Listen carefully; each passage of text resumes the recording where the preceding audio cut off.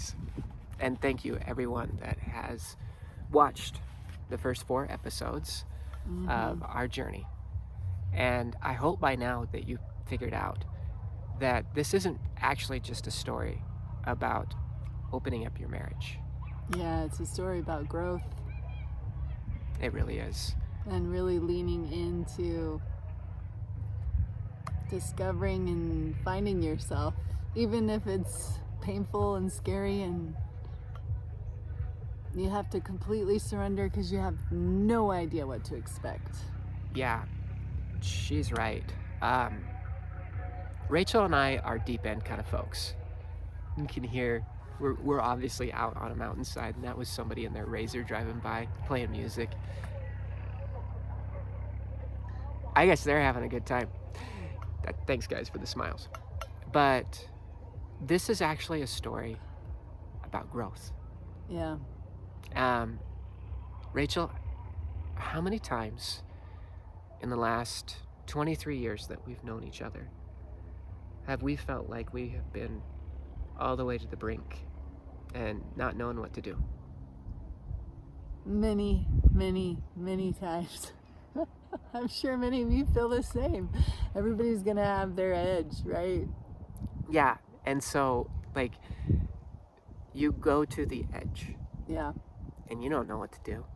Yeah. And you felt like you had a good idea, or it was sounded fun, or you were curious. Yeah. And you get to that edge and you find yourself there. Yeah. I would say we figured out you really find yourself in relationship.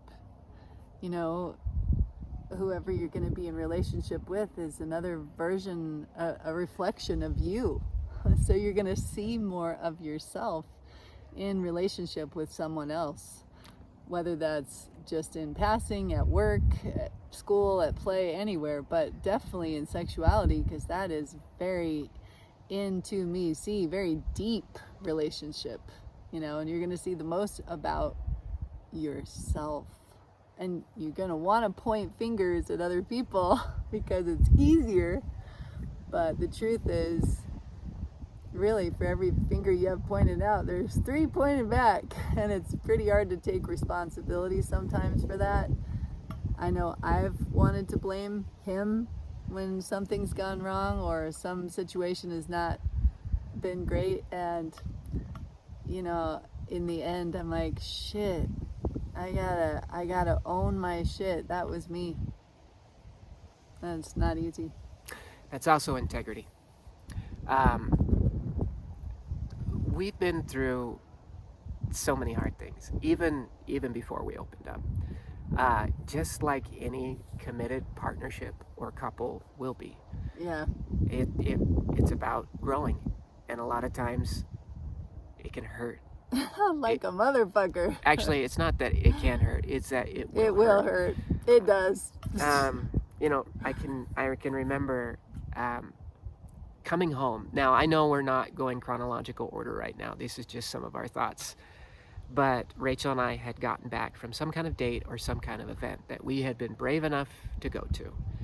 And we were driving home in the car, and this was very common. When we drive back from some kind of experience, once you get in the car and the door closes, yeah, the after action review, the AAR, begins. And I will say that this girl right here, I didn't feel very. I've been working on, since we've left religion, I've been working on owning my yeses and owning my nos, and recognizing that I don't even really know. I've been relearning what the fuck my yeses and my nos even are, and then learning how to speak them. You know, it's felt very vulnerable, very scary, because what if everybody else wants this but I don't? That's been my story. And many times we would go to something and I would be like, I would not want to do something with most of the people there. And then I'd be like, okay, well, I'm pretty much done. But then Jacob might want to do something or ends up doing something, and I don't speak up. And if you don't speak up, nobody's fault but yours. So you want to point a finger, but you gotta own it, right? Hi. Sorry. No problem. Don't worry about it. And, yeah. Everything she said, but I can remember, one of these, we got in the car. I feel grateful that she felt like she could tell me what was actually going on inside of here. And I remember trying to figure out how to lighten the mood or something like that. And I was having all of these deep insights about the nature of relationship, even when you love somebody. Like, I hadn't intended to hurt her one bit. And so we came up with a secret handshake that night. It could be fun to show these guys. We took it from the whole temple stuff. It's now, not every one of you is going to know about the LDS Temple endowment. No. But those of you that do share this particular past, there is handshakes, right? And there's so secret handshakes. So we modified one of these handshakes. Yeah, we did our own because we were like, that is such bullshit anyway. Well, in the symbol, can we try to do this handshake? People can love that if they want, but to us, it was our middle finger. You need your middle finger, right? So you put it on the wrist. Yeah. Right, and here. This was kind of our fuck you. A middle finger kind of thing. Our fuck you handshake. All right. So to me, the symbolism though went like we have each other. We're holding each other's hands. But even as much as we love each other, there's going to be one finger, fuck you finger, goes right into the wrist. Yeah. You got nailed. And you got nailed. That's awesome. But the symbol was, one way or another, for wherever you're at in a partnership, for as much as you love each other and you have each other's back, in the nature of growth, you are in one way or another going to hurt each other. Yeah, and you're probably going to get hurt yourself. Yeah, and whether you're a monogamous relationship or you're navigating some kind of open dynamic, every relationship, whether it's a friendship or a romantic one, is going to follow 3 stages. You're in attunement together. That's when everything's going grand and you guys are in the flow together. And then inevitably there will be rupture. And then one of the most important stages is repair. Yeah. And it's always a choice for the repair part. All of it is a choice, right? And on how you handle it. But if you're really committed and you want to move forward, you've got to be willing to own what you've chosen into and choose to love yourself and your person and choose to repair, even if it seems scary or hard or like, how the fuck are you supposed to repair this? Literally, sometimes we just held each other's hand. There are times that when we came back from some kind of experience and one or the other of us was deeply and profoundly triggered. Yeah. We both had the desire to like move forward with the other. Yep. And sometimes the best we had was to just start with holding each other's hand. Yeah. I can think about 7 or 8 times. Yep. That it was about that rough.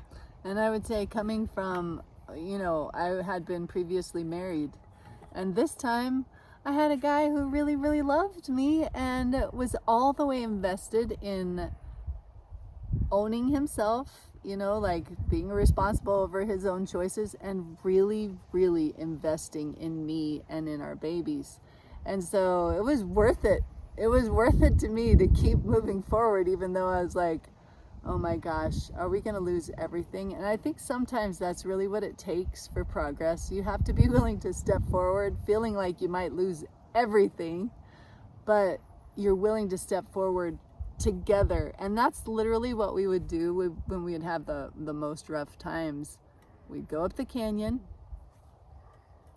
and we would walk, and we would put one foot in front of the other, and we'd start out really not happy, not friends, not okay with each other. But as we walked and talked, we ended up working it out, because we're moving forward, figuratively and literally. We're moving forward together, and sharing things with each other and not giving up. Yeah. And to what Rachel's talking about, it just felt like instead of being in our bedroom, like in a box, closed off, and facing off, right? Like, this is, you did this and you did this. Well, what about this? And you're pointing out each other's hypocrisies, toxic traits, manipulation, or you're trying to clarify. Maybe if I just explain it well enough, it's not teamwork. So we would pick nature. You can obviously tell we love it. And the bilateral movement that would help connect both hemispheres of the brain, the walking, and then just being on a path together, moving forward. It was just a deep, emotional, spiritual metaphor for us.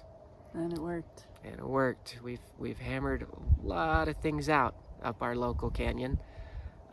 Many, many deep discussions. And she's right. A lot of those talks started out where it was everything we could do to get into the car together. It totally was.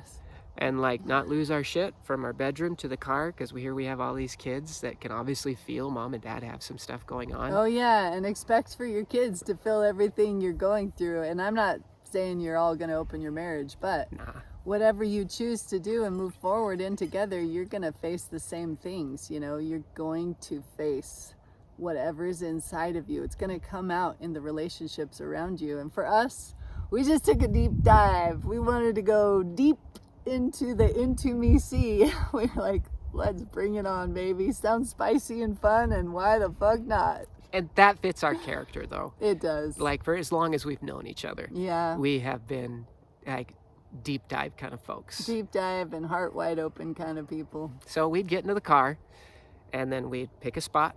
Yeah. We'd get out of the car. Yeah. And the first part of those walks, sometimes it would take 10 minutes. Yeah. Sometimes it would take 30. But it was a mutual desire. And we would go up the canyon, and then we used to marvel. We'd come back down in friends, in love, flirting, which is what we really wanted. And always end up with great sex.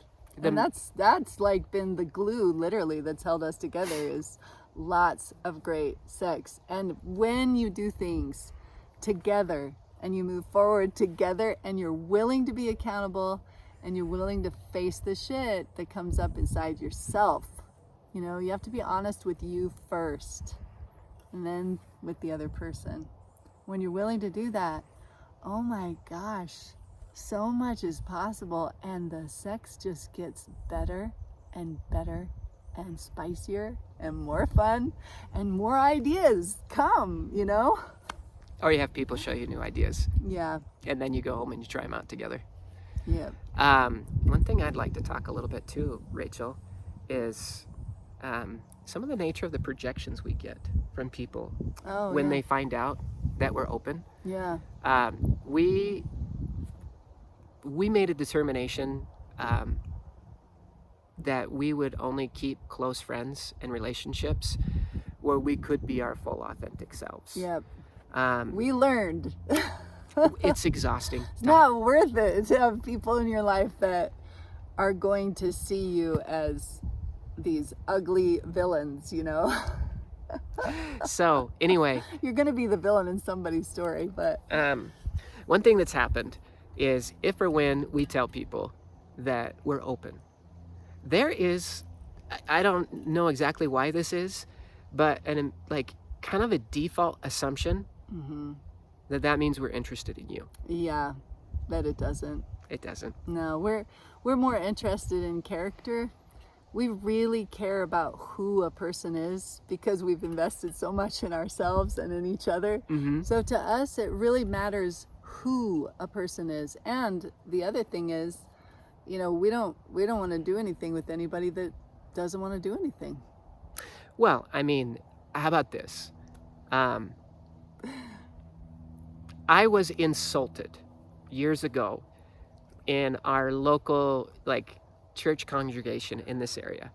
Some rumors had been spread about us, and this was even remember in the last video how Rachel was talking about I'm bringing up stuff in the nursery, and there's some, like I'm talking to a guy that I thought was a friend of mine, and I'm just weave him into the conversation.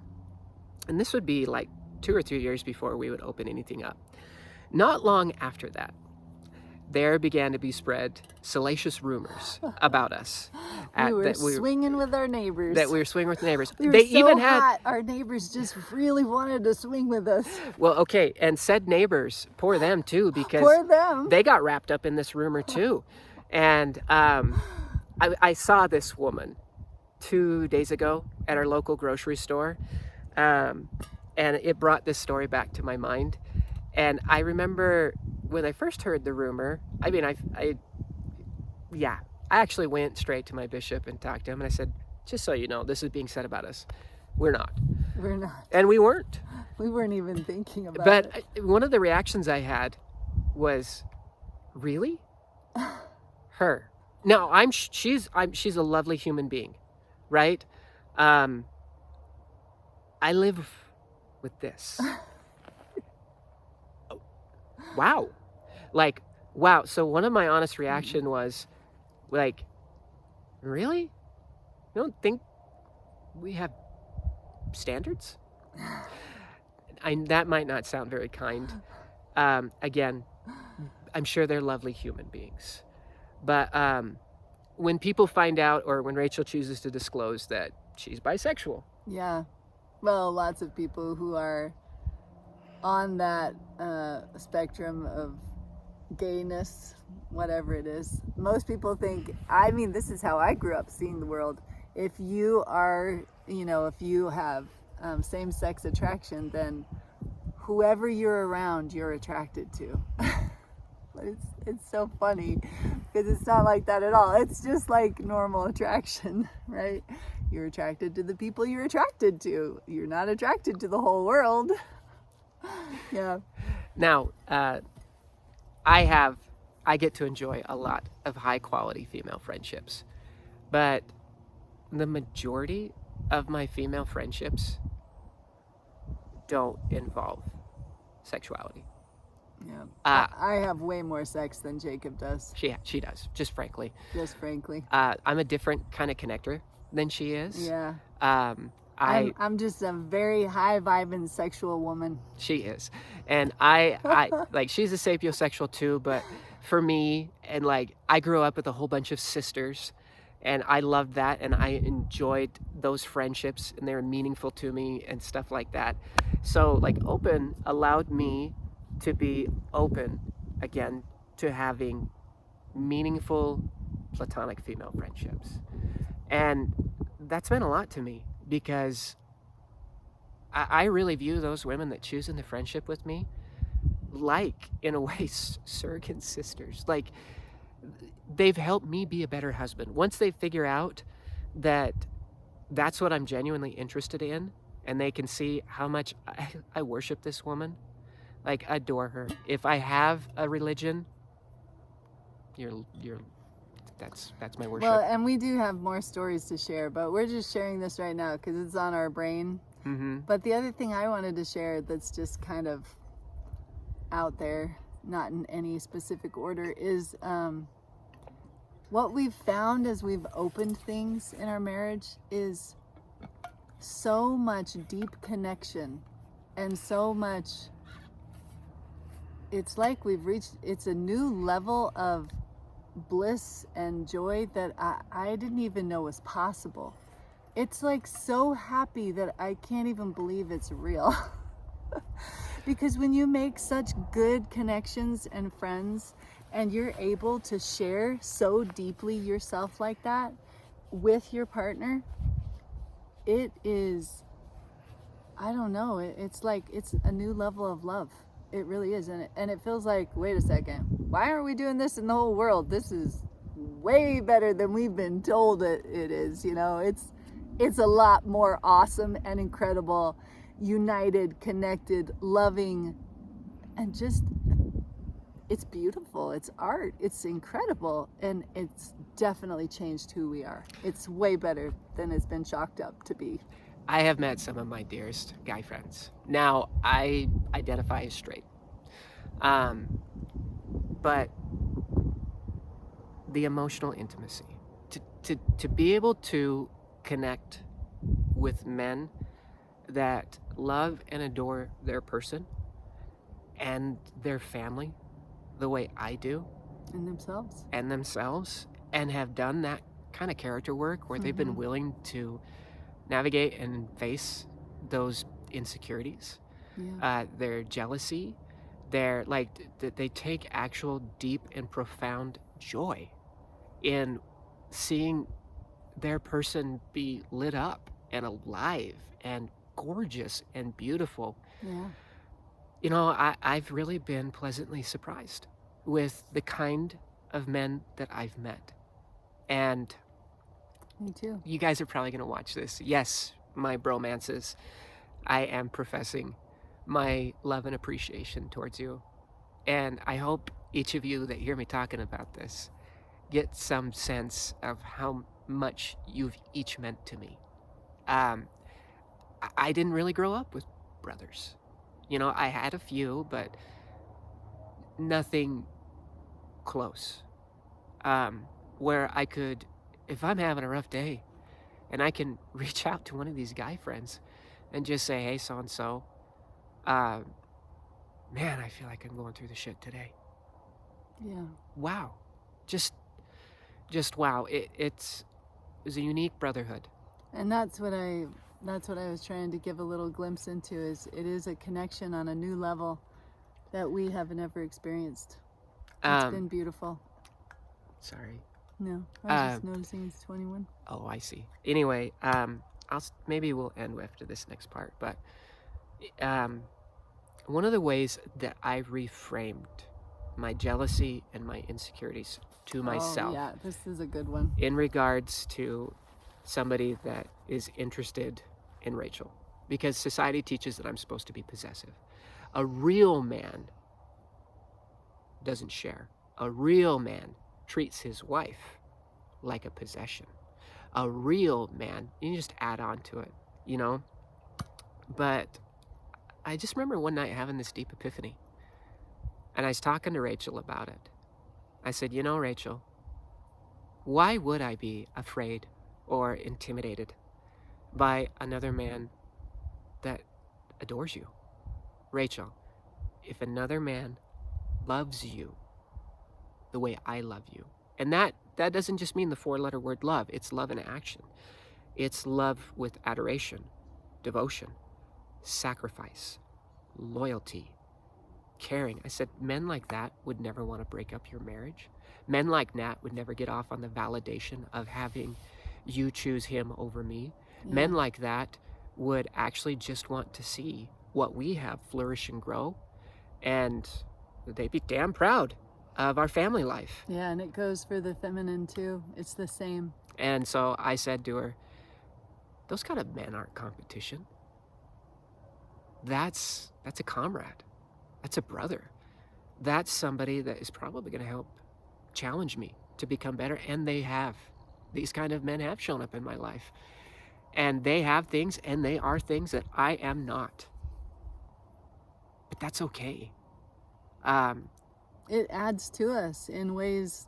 It's like a new seasoning, you know? We season each other and add so much flavor to each other's lives, but we add a new flavor and it adds new seasoning to who we are. It really makes us more. We're better humans because we've been able to be seasoned by other people outside of just us. And you can certainly accomplish those same kind of things. In many ways. Yep. Without having to feel like that this is the only way to do it. Of course. No, it's not what we're saying.